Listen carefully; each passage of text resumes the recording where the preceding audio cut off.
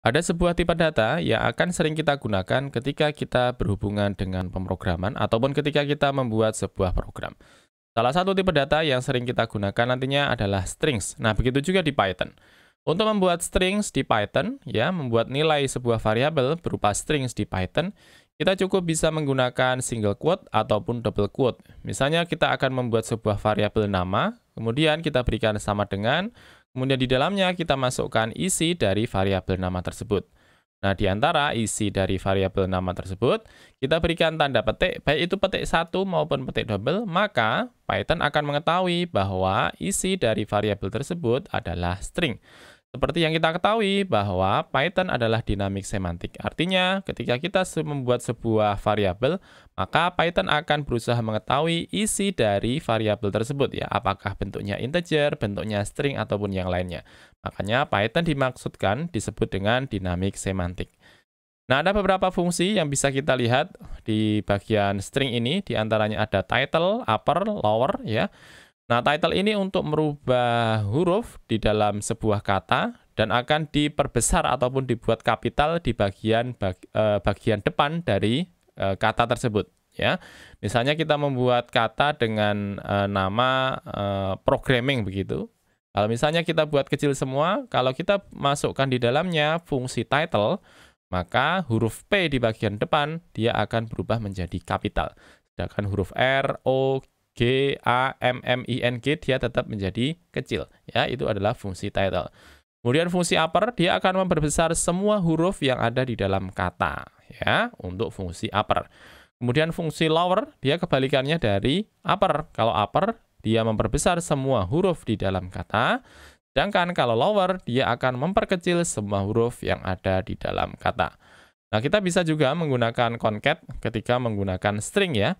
Kemudian berikutnya, untuk menambahkan whitespace dengan tabs, kita bisa memasukkan dengan slash diikuti huruf T, atau misalnya huruf baris baru, kita menggunakan slash kemudian N ya, atau new line, kemudian slash T itu adalah tab. Nah, untuk menghilangkan whitespace dengan R strip, ya, kalau di sebelah kanan. Sedangkan L strip kalau di sebelah kiri. Dan strip, dia akan menghilangkan spasi atau whitespace di sebelah kiri maupun sebelah kanan. Berikutnya kita akan masuk ke Visual Studio Code dan melihat bagaimana penerapan string di Visual Studio Code di Python ini. Saya sudah membuat sebuah fungsi namanya adalah print, kemudian di dalamnya saya masukkan tulisan, saya punya teman Budi namanya. Ketika saya jalankan di Visual Studio Code dengan menggunakan code runner, dia langsung menuliskan di bagian bawah, saya punya teman Budi namanya. Nah, ini tulisan Budi ini kita bisa masukkan dia ke dalam sebuah variabel. Nah, nantinya variabel tersebut kita tinggal panggil di dalam fungsi print ini. Ya, kita buat sebuah variabel misalnya adalah nama. Kemudian kita isikan dari isi variabel tersebut. Yang kita maksudkan di sini akan menggantikan dari si Budi ini ya. Kita masukkan di sini nama Budi. Ya, nama Budi. Nah, untuk memasukkan variabel nama ke dalam fungsi print ini, maka kita bisa masukkan dengan menggabungkan dengan menggunakan yang namanya proses, yakni adalah concat. Ya. Kita bisa masukkan dengan petik dulu, kemudian petik lagi, kemudian diikuti dengan tanda positif-positif. Kita Ctrl S dulu. Kemudian variabel dari nama ini kita masukkan ke dalam tengah di antara dua tanda positif ini. Saya berikan tulisan nama. Oke, saya Ctrl S. Kemudian saya clear dulu. Coba saya jalankan lagi. Nah, hasilnya sama ya. Saya punya teman Budi namanya. Sehingga di sini kita memasukkan variabel nama, ya, di mana variabel nama isinya adalah Budi. Dan kita masukkan ke dalam fungsi print ini sebuah proses concat ya, atau menggabungkan dua buah string. Dan di dalamnya kita masukkan variabel nama. Nah, nanti kita tinggal ganti misalnya nama teman saya, misalnya tidak cuma Budi, saya masukkan Tono. Ya, saya Ctrl S, saya clear dulu. Saya jalankan lagi. Nah, dia berganti sekarang, saya punya teman Tono namanya. Nah, nama ini sesuai dengan variabel yang kita masukkan. Nah, misalnya di sini saya akan mengganti bukan Budi, bukan Tono. Saya akan ganti menjadi Muhammad Abdillah misalnya. Saya Ctrl S, kemudian saya clear dulu, saya jalankan lagi. Nah, sekarang dia sudah berganti, saya punya teman Muhammad Abdillah namanya. Begini ya, jadi kita bisa masukkan variabelnya, ya, variabel nama ini ke dalam fungsi print ini dengan menggunakan yang namanya concat. Nah, teman-teman kita lihat di bagian variabel nama ini kita memasukkan isian dari semua huruf-huruf yang ada di dalam string ini. Semuanya berada dalam posisi huruf kecil semua. Nah, kita bisa membuat dia akan memperbesar di bagian huruf paling depan ya. M ini akan kita besarkan. Coba saya besarkan dulu. Ya. M ini saya besarkan, kemudian A yang di belakang ini juga saya besarkan. Sehingga Muhammad, ya, M-nya paling depan menjadi besar, kemudian Abdillah, M-nya paling depan juga menjadi besar. Nah, kita bisa menggunakan salah satu fungsi yang dimiliki oleh Python di dalam string ini, namanya adalah title. Misalnya di sini saya masukkan print, ya, kemudian saya tuliskan, kalau teman saya ditulis, kalau nama ya, nama teman saya ditulis dalam kapital menjadi, saya berikan tanda positif, kemudian saya masukkan nama kapital. Ya, nama kapital. Nah, untuk membuat dia menjadi kapital, nama kapital kita masukkan dulu variabelnya, ya, yang dipanggil di bagian bawah ini nama kapital. Kita masukkan dengan nama .title. Nah, seperti ini ya. Nah, dengan menggunakan fungsi title ini, maka tulisan variabel nama yang bertuliskan Muhammad Abdillah, dia akan diubah menjadi title case. Artinya nanti M di depan ini menjadi besar, kemudian A di bagian depan ini juga menjadi besar. Jadi bukan semua hurufnya menjadi besar, tapi hanya huruf pertama di tiap kata, dia akan diubah menjadi besar. Ya, saya clear dulu, kemudian saya jalankan lagi. Nah, seperti ini ya. Saya punya teman Muhammad Abdillah namanya. Kalau nama teman saya ditulis dalam kapital menjadi Muhammad, M-nya besar ini, kemudian Abdillah, ya, A-nya menjadi besar. Nah, begitu juga yang bisa kita lakukan yang lain. Misalnya, kita akan menuliskan lagi di bagian bawahnya, print. Kalau nama teman saya ditulis dalam huruf besar menjadi nama besar, begini ya, nama besar. Nah, untuk merubahnya kita masukkan nama besar. Oke, nama underscore besar. Kemudian kita panggil nama. Kemudian diikuti dengan fungsinya untuk memperbesar semua huruf yang ada di dalam kata. Ya, ini adalah upper. Ya, upper. Saya clear dulu. Saya jalankan lagi. Nah, tulisannya seperti ini. Kalau saya punya teman Muhammad Abdillah namanya. Kalau nama teman saya ditulis dalam kapital menjadi Muhammad Abdillah. Kalau nama teman saya ditulis dalam huruf besar menjadi Muhammad Abdillah. Jadi menggunakan fungsi title, dia akan merubah menjadi title case, di mana tiap kata huruf depannya akan diubah menjadi besar. Kemudian kata yang berikutnya, kalau misalnya dia punya lebih dari satu kata, huruf depannya akan diubah menjadi besar juga. Nah, berbeda dengan upper, kalau upper dia akan merubah semua huruf yang ada di dalam kata menjadi besar semua ya. Kita lihat di sini Muhammad semuanya menjadi besar, M U H A M M A D besar semua, Abdillah A B D I L L A H juga besar semua. Kemudian misalnya di sini kita sudah terlanjur membuat dia menjadi huruf besar semua dan kita akan ubah dia menjadi huruf kecil. Ya, kita misalnya tuliskan di bagian bawahnya print. Kalau nama teman saya ditulis dalam huruf kecil menjadi nama kecil, begini ya, nama kecil. Nah, misalnya di sini saya akan masukkan variabel nama kecil ini, nama kecil, ya, nama kecil. Di mana nama kecil tidak saya ambil dari nama karena di sini sudah posisinya kecil ya untuk namanya. Kita ambil saja untuk sampling ataupun untuk contoh, kita ambil dari nama besar. Di mana nama besar ini sudah kita buat dia menjadi besar semua ya. Muhammad Abdillah ini adalah nama besar. Maka untuk menjadikan kecil, kita ambil dari nama besar dot lower. Nah, seperti ini ya.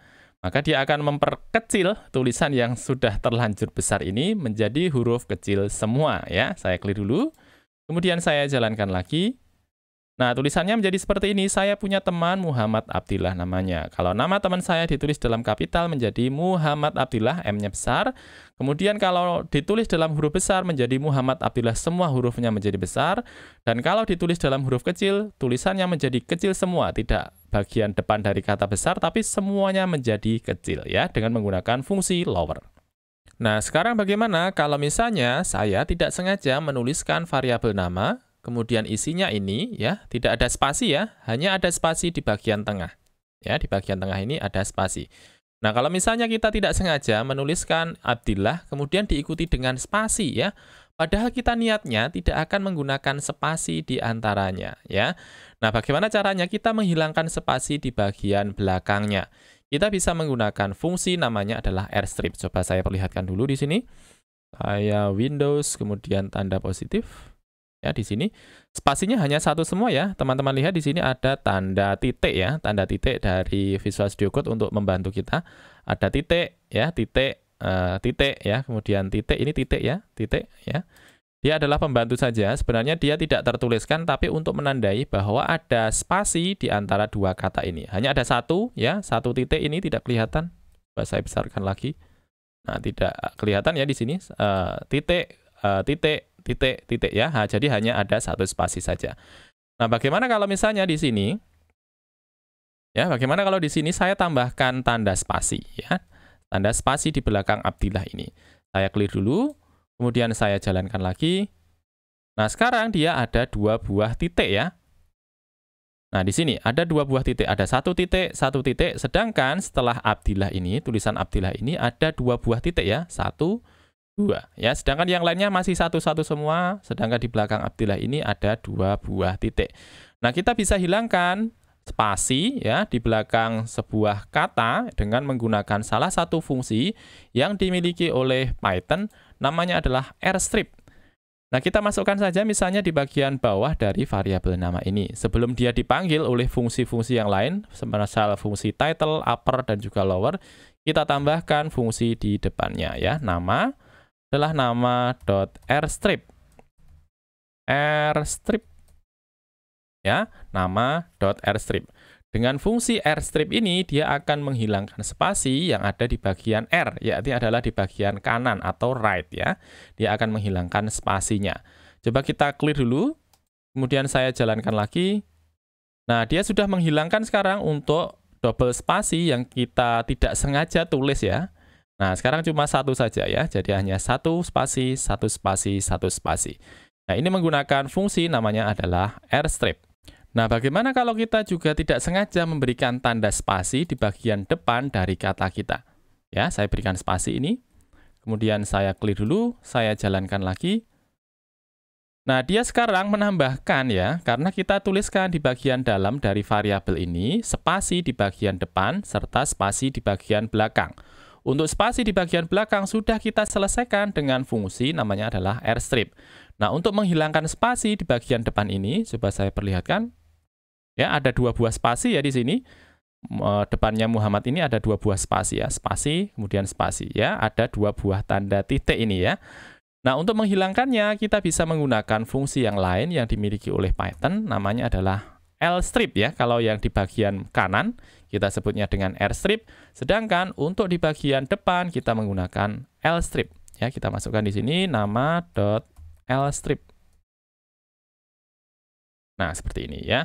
Coba saya clear dulu, kemudian saya jalankan lagi. Nah, sekarang dia sudah hilang untuk tanda spasinya ya. Nah, hanya ada satu spasi saja, satu spasi, kemudian di belakangnya, di belakang katanya atau namanya ini, hanya ada satu spasi juga. Nah, ini kalau kita lihat teman-teman, kita melakukan dua buah fungsi secara berulang ya, rstrip kemudian lstrip. Padahal untuk menghilangkan spasi belakang, kemudian spasi depan, ada sebuah fungsi yang bisa kita lakukan satu kali untuk menghilangkannya. Namanya adalah lstrip ya. Ini coba saya komen dulu.